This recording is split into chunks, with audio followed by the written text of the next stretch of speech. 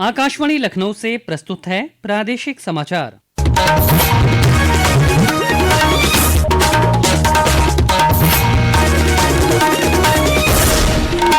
मुख्य समाचार। संसद ने राष्ट्रीय गौरव अपमान निवारण संशोधन विधेयक 2026 किया पारित। वंदे मातरम को राष्ट्रगान जनगण मन के समान वैधानिक संरक्षण का प्रावधान। प्रधानमंत्री नरेंद्र मोदी नशा मुक्त युवा फॉर विकसित भारत संकल्प अभियान के तहत युवाओं से 2 अगस्त को करेंगे संवाद। राज्यपाल आनंदीबेन पटेल ने राज्य विश्वविद्यालयों के साथ ऑनलाइन बैठक में की तैयारियों की समीक्षा। मुख्यमंत्री योगी आदित्यनाथ ने गाजीपुर को दी 692 करोड़ रुपए की विकास परियोजनाओं की सौगात। कहा, प्रदेश में पिछले 9 साल में 9 लाख से ज्यादा युवाओं को पारदर्शी तरीके से मिली सरकारी नौकरी। और श्रावण मास के पहले दिन आज प्रदेश के शिवालयों में उमड़े भक्त। मुख्यमंत्री ने वाराणसी में किए बाबा विश्वनाथ के दर्शन। नमस्कार, प्रदेश के समाचारों के साथ मैं शैलेंद्र और अब समाचार विस्तार से। संसद ने राष्ट्रीय गौरव अपमान निवारण संशोधन विधेयक 2026 पारित कर दिया है। राष्ट्रीय गौरव अपमान निवारण अधिनियम 1971 में संशोधन के लिए यह विधेयक लाया गया था। लोकसभा ने आज इस विधेयक को पास किया, जबकि राज्यसभा ने कल विधेयक को पारित किया था। विधेयक का उद्देश्य वंदे मातरम को राष्ट्रगान जनगण मन के समान वैधानिक संरक्षण प्रदान करना है। इन अपराधों के लिए 3 वर्ष तक की कैद, जुर्माना या दोनों की सजा हो सकती है। विधेयक पर चर्चा का जवाब देते हुए गृह राज्य मंत्री नित्यानंद राय ने कहा कि यह विधेयक केवल एक विधायी संशोधन नहीं है, बल्कि ये भारत की सांस्कृतिक विरासत, राष्ट्रीय पहचान और देश के स्वतंत्रता संग्राम के आदर्शों का प्रतिनिधित्व करता है। यह विधेयक राष्ट्र गौरव का विधेयक है। यह किसी राज्य के खिलाफ नहीं है, किसी व्यक्ति या किसी विचारधारा के खिलाफ नहीं है। और जब राष्ट्रगान हो तो उसके साथ साथ राष्ट्र गीत का भी गायन हो।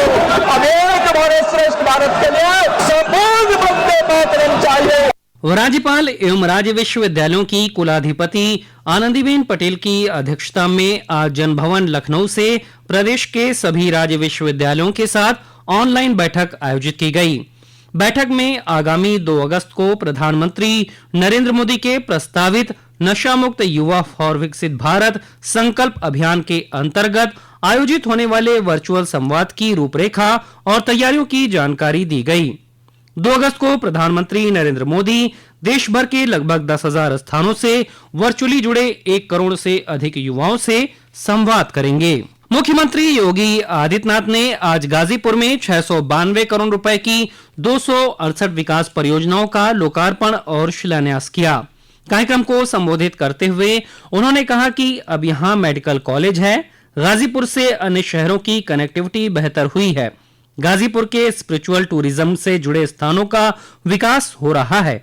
उन्होंने कहा कि पिछले 12 वर्ष में PM startup, PM stand up, digital Bharat mission रोजगार के तहत लाखों नौजवानों को नौकरी मिल रही है। यूपी में पिछले 9 साल में 9 लाख से ज्यादा युवाओं को पारदर्शी तरीके से सरकारी नौकरी मिली है। उन्होंने गाजीपुर के लोगों से विकसित भारत, विकसित उत्तर प्रदेश व विकसित गाजीपुर के सारथी बनने का आह्वान किया।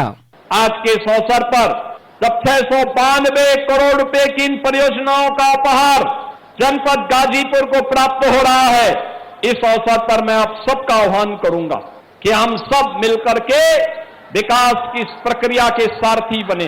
नए भारत में नए उत्तर प्रदेश को आगे बढ़ाने के सारथी बने। विकसित भारत के लिए विकसित उत्तर प्रदेश और विकसित गाजीपुर के निर्माण की दिशा में हम सभी मिलकर के कार्य करें। सर्वोच्च न्यायालय ने केंद्र सरकार को नीट पेपर लीक मामले को लेकर जंतर मंतर पर विद्यार्थियों के प्रदर्शन के दौरान तैनात रैपिड एक्शन फोर्स के हथियारों के उपयोग का रिकॉर्ड सुरक्षित रखने का निर्देश दिया है। पेश है एक रिपोर्ट। सर्वोच्च न्यायालय ने कानून व्यवस्था की स्थिति से निपटने के लिए पैलेट गन के इस्तेमाल पर रोक लगाने की मांग वाली याचिका पर सुनवाई करते हुए कहा कि पुलिस को असाधारण परिस्थितियों में पैलेट गन का इस्तेमाल करने का अधिकार है। मुख्य न्यायाधीश सूर्यकांत, न्यायमूर्ति जयमाल्या बागची और न्यायमूर्ति वी मोहन की पीठ ने दिल्ली सरकार को प्रदर्शन के दौरान पैलेट लगने से घायल हुए लोगों को बेहतर चिकित्सा सुविधा उपलब्ध कराने का निर्देश भी दिया। समाचार कक्ष से जागृति शर्मा।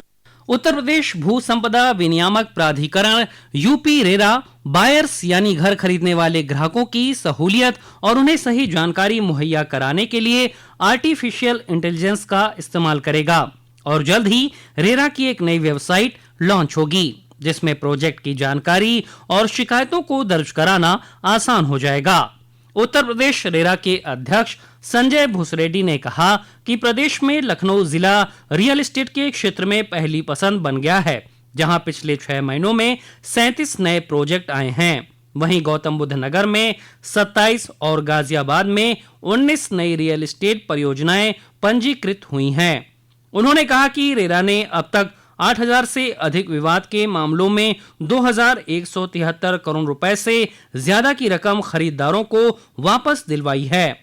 इसके साथ ही रेरा संवाद के जरिए 5,000 से ज्यादा शिकायतों का भी समाधान किया गया है। ये समाचार आप आकाशवाणी लखनऊ से सुन रहे हैं। ताजा समाचार जानने के लिए आप हमारी वेबसाइट newsonair.gov.in पर लॉग इन कर सकते हैं। इसके साथ ही आप प्रादेशिक समाचारों का ये बुलेटिन हमारे YouTube channel news on AIR Lucknow पर भी सुन सकते हैं। श्रावण मास के पहले दिन आज प्रदेश के शिवालयों में सुबह से ही बड़ी संख्या में श्रद्धालुओं ने दर्शन पूजन शुरू कर दिया। राजधानी लखनऊ के मनकामेश्वर सहित प्रमुख मंदिरों में भक्तों ने भगवान शंकर का जलाभिषेक किया। मुख्यमंत्री योगी आदित्यनाथ ने आज सुबह काशी विश्वनाथ मंदिर में बाबा विश्वनाथ का दर्शन पूजन कर प्रदेश और देशवासियों के सुख, शांति, समृद्धि और लोक कल्याण के लिए प्रार्थना की। मुख्यमंत्री ने श्रद्धालुओं और कांवड़ियों की सुरक्षा, सुविधा और सुगम दर्शन की व्यवस्था को पूरे श्रावण मास में प्रभावी और निर्बाध रूप से बनाए रखे जाने का निर्देश दिया। वाराणसी में बाबा विश्वनाथ के दर्शन पूजन का सिलसिला भोर से ही शुरू हो गया। मंदिर ट्रस्ट ने श्रद्धालुओं की सुविधा के लिए विशेष व्यवस्थाएं की हैं। पेश है एक रिपोर्ट।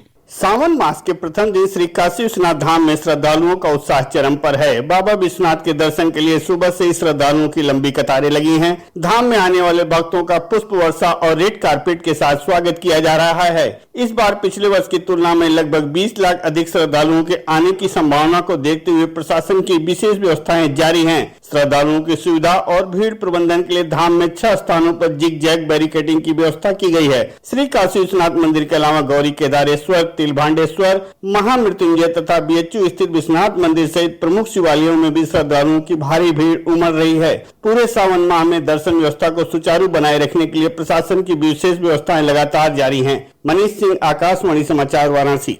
श्रावण मास और कांवड़ यात्रा को शांतिपूर्ण और सुरक्षित ढंग से संपन्न कराने के लिए प्रदेश सरकार ने व्यापक कदम उठाए हैं। इसी क्रम में व्यवस्थाओं की समीक्षा के लिए प्रदेश के मुख्य सचिव SP गोयल और DGP राजीव कृष्ण ने आज बरेली में बरेली व मुरादाबाद मंडल के जिला अधिकारियों और वरिष्ठ पुलिस अधिकारियों के साथ समीक्षा बैठक की। बैठक के बाद पत्रकार वार्ता में पुलिस महानिदेशक ने बताया कि इस बैठक में सुरक्षा, ट्रैफिक, महिला सुरक्षा और अन्य व्यवस्थाओं की विस्तृत समीक्षा की गई। न केवल पश्चिमी उत्तर प्रदेश का बल्कि पूरे उत्तर प्रदेश में एक बड़ा आयोजन होता है, इसमें करोड़ों लोग इसमें पार्टिसिपेट करते हैं। तो उनके पूरे व्यवस्थापन के लिए, आम जनता के कोई दिक्कत ना हो उसके लिए और एक सुव्यवस्थित ढंग से ये पूरी यात्रा संपन्न हो, इस विषय में चीफ सेक्रेटरी साहब के द्वारा और मेरे द्वारा यहाँ पर गोष्ठी की गई है। इसमें सभी बिंदुओं पर, जो व्यवस्थापना के बिंदु हैं, जो इंफ्रास्ट्रक्चर के बिंदु हैं, डिप्लॉयमेंट के बिंदु हैं, उन विषयों पर चर्चा हुई। मुख्य सचिव ने कहा कि सभी एजेंसियां आपसी तालमेल के साथ काम कर रही हैं। मौसम विभाग ने प्रदेश के अधिकांश हिस्सों में अगले 3 दिनों में गरज चमक के साथ बौछारें पड़ने का अनुमान जताया है। विभाग के मुताबिक कुछ जगहों पर तेज हवाएं भी चल सकती हैं। और अंत में मुख्य समाचार एक बार फिर। संसद ने राष्ट्रीय गौरव अपमान निवारण संशोधन विधेयक 2026 किया पारित। वंदे मातरम को राष्ट्रगान, जन गण मन के समान वैधानिक संरक्षण का प्रावधान। प्रधानमंत्री नरेंद्र मोदी नशा मुक्त युवा फॉर विकसित भारत संकल्प अभियान के तहत युवाओं से 2 अगस्त को करेंगे संवाद। राज्यपाल आनंदीबेन पटेल ने राज्य विश्वविद्यालयों के साथ ऑनलाइन बैठक में की तैयारियों की समीक्षा। मुख्यमंत्री योगी आदित्यनाथ ने गाजीपुर को दी 692 करोड़ रुपए की विकास परियोजनाओं की सौगात। कहा, प्रदेश में पिछले 9 साल में 9 लाख से ज्यादा युवाओं को पारदर्शी तरीके से मिली सरकारी नौकरी।